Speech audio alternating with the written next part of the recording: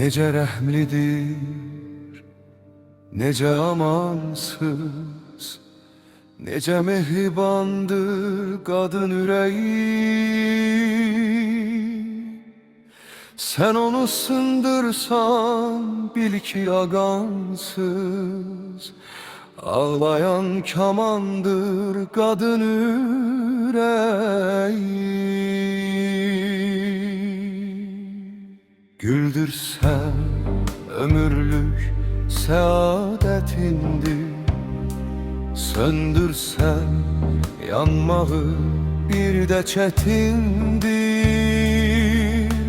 O əsl qaygının məhəbbətindir, sevgisiz zindandır kadın yüreği.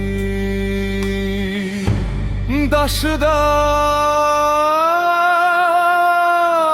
eriden, daş da olar oro, eriyip gözlerde yaş da olar o.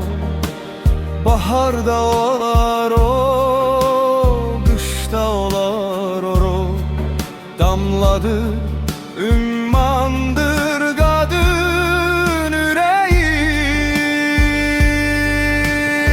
Onunla dünyadır sene gefeste, onsuz hiç yaşama bu torpaq üstə.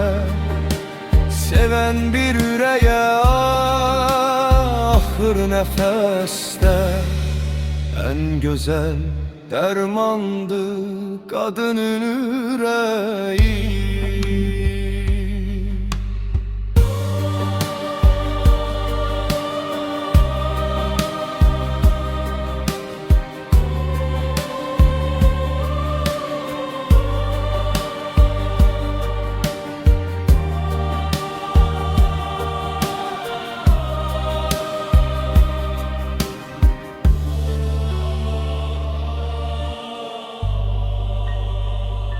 Onu alçaldan da ucaldan da biz dert verip bedesiz qocaldan da biz qədrini bilende bu cahanda biz həmişə cavandır kadın yüreği. Bəzən gül tək solar acı bir sözdən, ağlayar xəlvəti gülsə də üzdən. Bəzən uşaq kimi bir ürəksizdən, məhəbbət umandır kadın yüreği. Bir namərd əlindən zəhər içəndə, keçirər ömrünü o yas içində.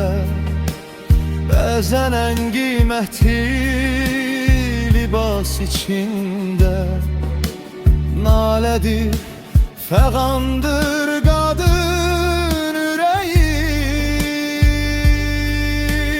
Sensiz el çəkərəm arzudan kamdan, ne çıkar sevgisiz sensiz ilhamdan. İncitsen dözərəm Tofik bayramda, İncime amandır kadın yüreği.